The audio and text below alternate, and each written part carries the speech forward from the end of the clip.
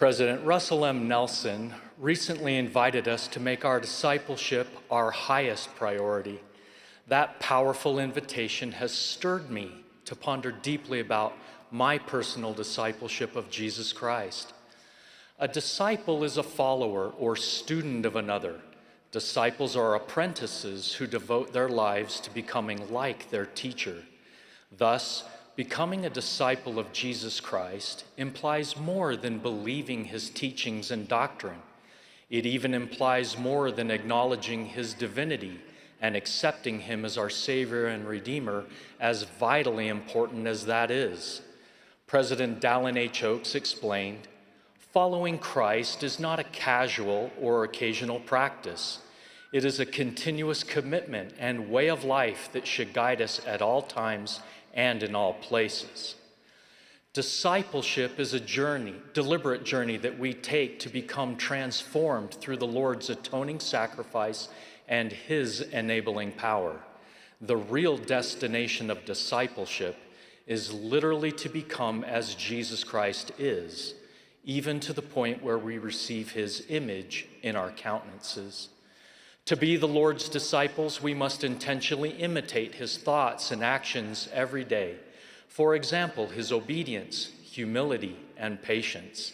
As we gradually incorporate these attributes into our own identities, we become partakers of his divine nature. This emulation of the Savior's character is at the heart of worshiping him.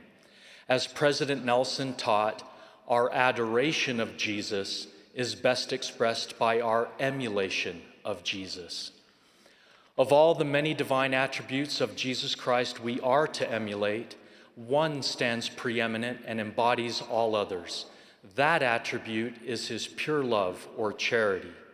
Both the prophet Mormon and the Apostle Paul remind us that without charity, we are nothing, or as revealed to the prophet Joseph Smith, without charity, we can do nothing.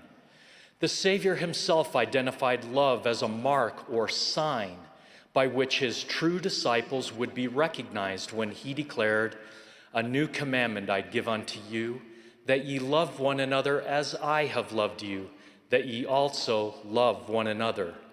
By this shall all men know that ye are my disciples, if ye have love one to another." Charity is a rich concept that can be difficult to define, but is easily perceived by all who are touched by it. Preach My Gospel teaches that charity, like faith, leads to action. Indeed, charity may be described as love in action. This description provides great insight into the summary statement of the Savior's life. He went about doing good. As followers of Jesus Christ, we should seek to emulate the way our Master demonstrated his pure love for others. Although the Savior manifests charity in many ways, I would like to call attention to three particular patterns of his charity that are readily seen in his true disciples.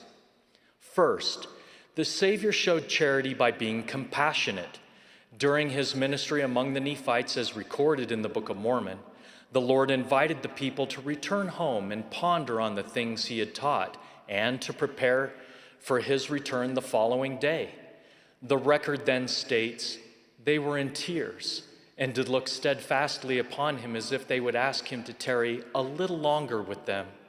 And he said unto them, Behold, my bowels are filled with compassion towards you."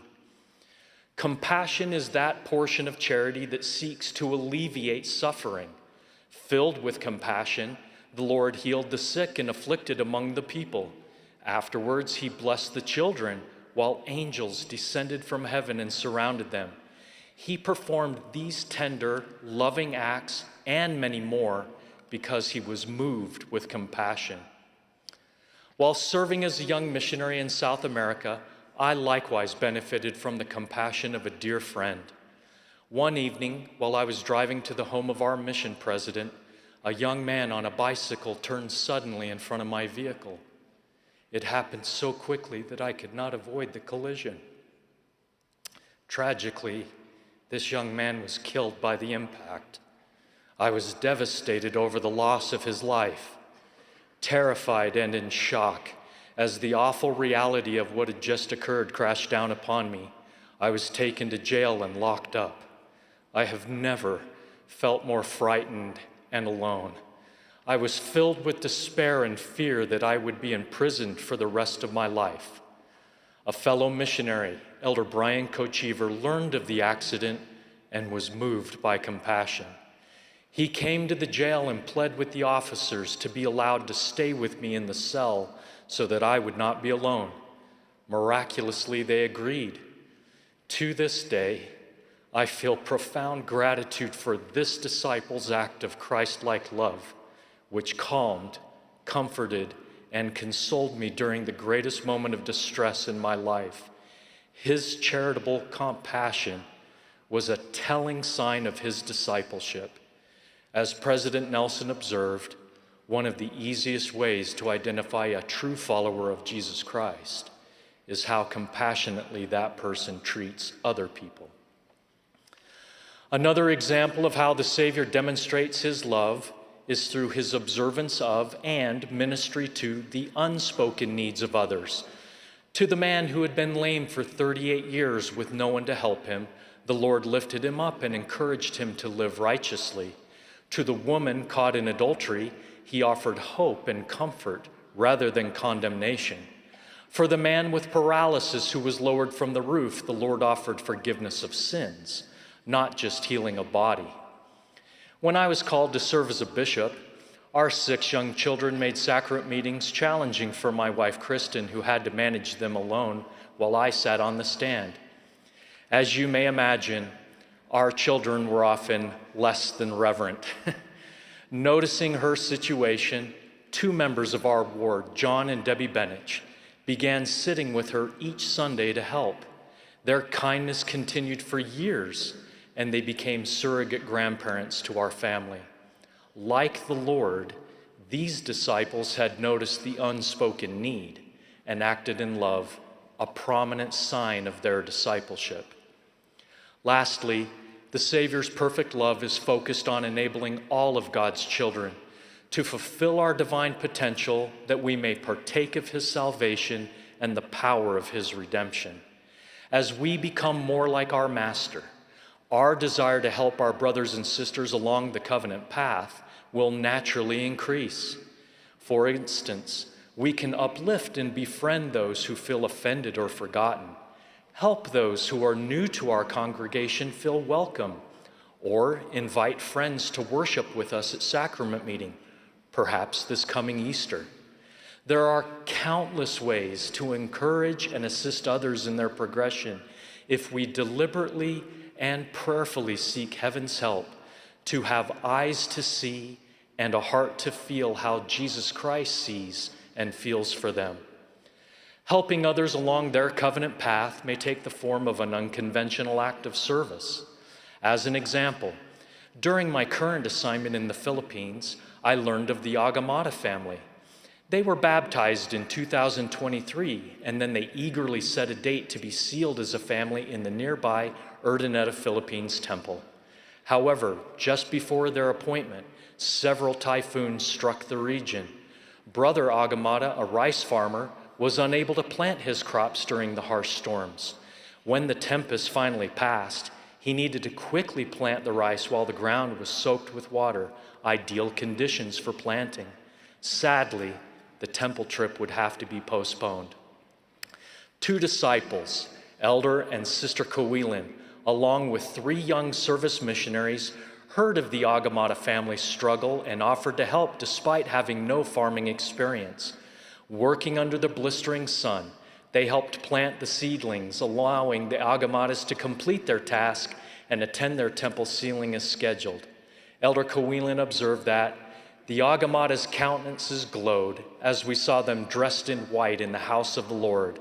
The joy we felt ministering to the one is a joy beyond compare. The Agamadas now enjoy the rich blessings of being sealed as an eternal family because a few fellow disciples who were filled with charity, a sign of their discipleship, determined to help their brothers and sisters forward along their covenant path. Brothers and sisters, discipleship of Jesus Christ is the only way to obtain enduring happiness. It is a path filled with deliberate and purposeful acts of love towards others. While the path of discipleship may be difficult and challenging, and while at times we may struggle and fall short, we can take comfort that God is mindful of us and yearns to help us every time we try. Isaiah reminds us that God will hold our hands, saying, "Fear not, I will help thee." With this assurance from our Father in heaven in mind, I earnestly pray that we may follow President Nelson's invitation to prioritize our discipleship. May we pray unto the Father with all the energy of heart to be filled with this love, which he hath bestowed upon all who are true followers of his Son, Jesus Christ, that when he shall appear, we shall be like him, because we will carry a sign of true discipleship, which is charity, the pure love of Christ. I testify that Jesus Christ is our living, glorious Savior, Redeemer, exemplar, and friend. In the name of Jesus Christ, amen.